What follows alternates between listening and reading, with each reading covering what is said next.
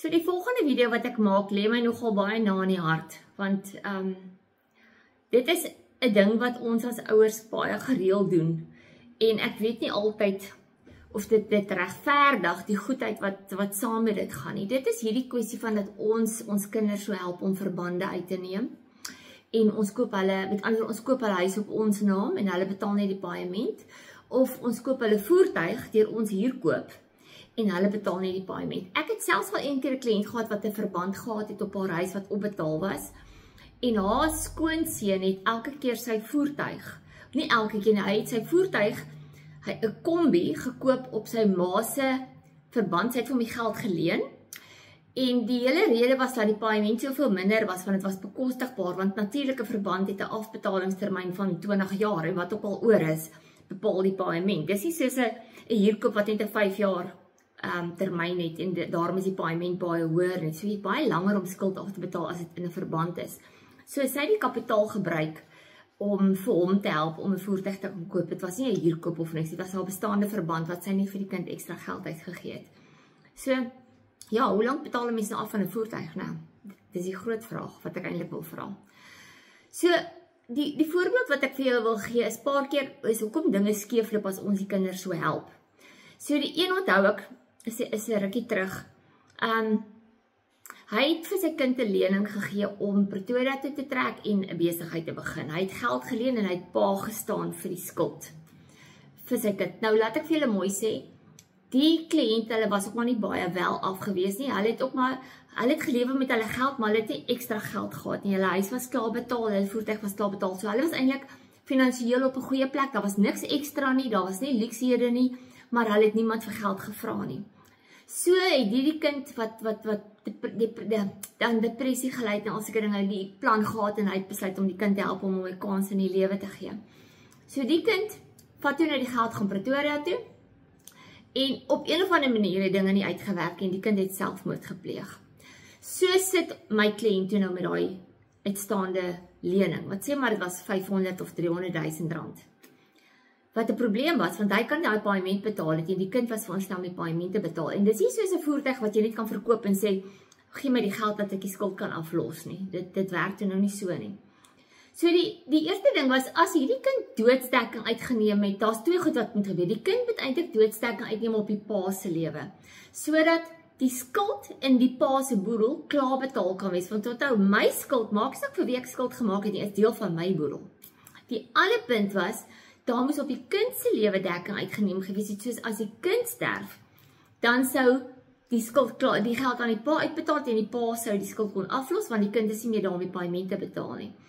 In die geval het die kind binne 2 jaar selfmoord gepleeg, so daai polis sou in elk geval uitbetaal het, want enige omvattende doodsdekking met 'n 2 jaar uitsluitingsklausule vir selfmoord. So ja, daai was 'n baie moeilike proses gewees en 'n dure les gewees, en ek weet, hulle moes op die eind maar bybring om my skuld klaar te betaal. Dit was ongelukkig maar net so, maar hulle was finansiëel daarna regtig waar nooit weer dieselfde nie. Dan sit ek op met 'n voorbeeld van ons ouers wat so maklik vir ons kinders huise en voertuie koop op ons naam. Wat die rede is, wissel, partykeer vir ons kry net 'n beter koers vir ons kinders by die bank, ons kry 'n beter rentekoers, of die kind kwalifiseer nie vir daai verband of daai huurkoop nie, en hulle wil nou hierdie motor hê, en ons is mos nou goeie ouers, ons help ons kinders, man, ons is goeie ouers, ons doen dit. Toe sterf die pa. Nou, hy het in sy testament gesê, hy bemaak al sy bates aan sy kinders. So almal erf hierdie boedel in gelyke dele. Maar hierdie een kind se huis is nie klaar betaal nie, en sê maar die ander kind se voertuig is nog nie klaar betaal nie, maar dis deel van die pa wat gesterf het se boedel. So hierdie ander kinders gaan nou minder kry, want hulle moet hierdie huis klaar betaal, en hulle moet hierdie voertuig klaar betaal, want daar was nie doodsdekking daarop nie. So nou kan dit toch wel 'n gevoelendheid veroorsaak nie, want nie net is daar registrasiekoste betrokke nie, want daai eiendom het nou op daai kind se naam gesit word, wat sê, dit is eintlik my huis, ek het maandeliks betaal. So die boedel moet daai registrasiekoste dek, en daai skuld moet betaal word. So almal, hierdie hele klomp kinders, betaal af aan hierdie kind se huis. Dis die een scenario, of motor. So eintlik na regte, moes daar dekking uitgeneem gewees het op die pa se lewe, sodat as hy sterf, het die kind darm 'n huis wat klaar betaal is en die boedel hoef dit nie te betaal nie. Die kind kan dan nie die registrasiekoste betaal, maar dit moes vooraf bespreek gewees het. Ons praat nie oor hierdie goed nie, né? Aan die ander kant kon dit net wel die kind gewees het wat gesterf het. Maar dan kon die pa daarom seker die huis verkoop het en die verband afgelos het, nee. Maar as daai kind nou 'n gade en kinders het wat in die huis gebly het, dan sou dit beter gewees het as die kind dekking gehad het, wat aan die pa uitbetaal, sodat die pa die verband kon aflos en dan die oordrag doen na die oorlewende gade van die kind toe. Verstaan julle hoe werk dit?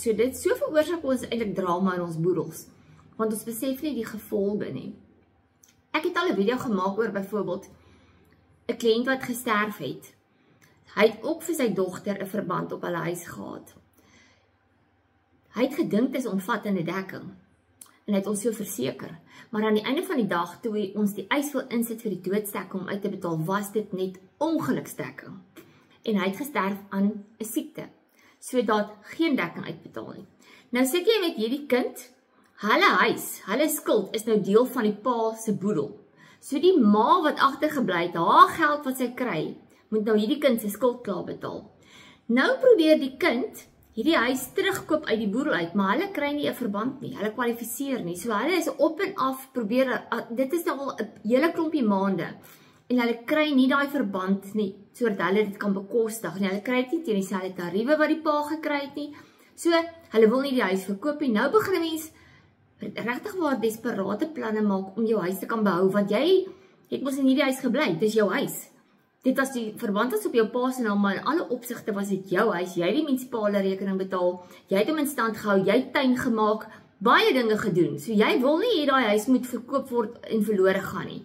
So ja, dis die probleem. Die pa se dekking moes omvattend gewees het en aan regte ander kant toe ook, die kinders moes dekking gehad het vir as hulle sterf, om daai huis klaar te betaal sodat die pa nie met daai verband sit nie, want die gade sou nog daar bly. Ja, so maak ons baie keer die lewe vir ons baie moeilik en dit is vir my belangrik om hierdie vir julle te noem, want dit is 'n gesprek wat 'n mens moet verstaan wat die gevolge is. Nie 'n goeie daad nou nie, maar wat is die gevolge by jou dood of by daai persoon wat jy probeer help het se dood en hoe affekteer dit almal wat om hulle is. Dankie.